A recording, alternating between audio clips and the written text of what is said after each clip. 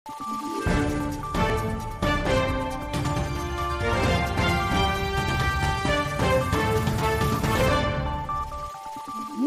araw, Pilipinas! Ito ang Valiente News hatid sa inyo ng Office of the Vice President.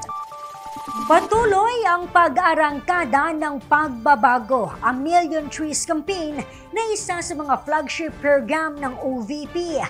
Ano kaya ang plano ng tanggapan ngayong lagpas 1 milyong puno na ang kanilang naitanim?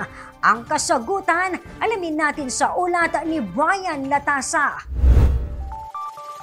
Mahigit 1 milyong puno na ang naitanim ng tanggapan ng pangalawang Pangulo sa iba't ibang bahagi ng bansa sa ilalim ng Pagbabago, A Million Trees Campaign na isa sa mga flagship programs ni Vice President Inday Sara Duterte. Base sa datos, nasa 1,027,050 na ang kabuang bilang ng mga punong naitanim ng tanggapan sa loob ng 3 taon sa halip na 6 na taon o ang orihinal na itinalagang target date of completion ng tanggapan.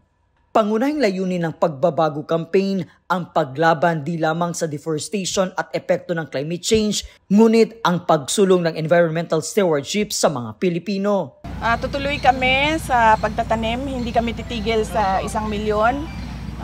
Gusto namin sana umabot kami ng 2 million by 2028.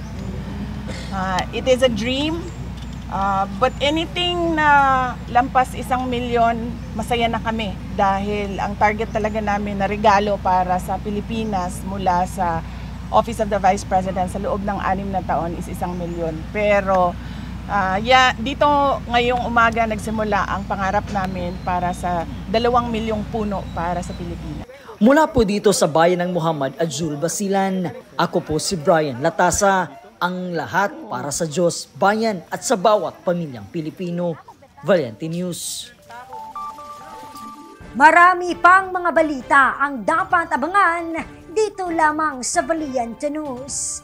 Ako si Claudette Loreto para sa makabuluhan, naninindigan at matapang na mga ulat at impormasyon.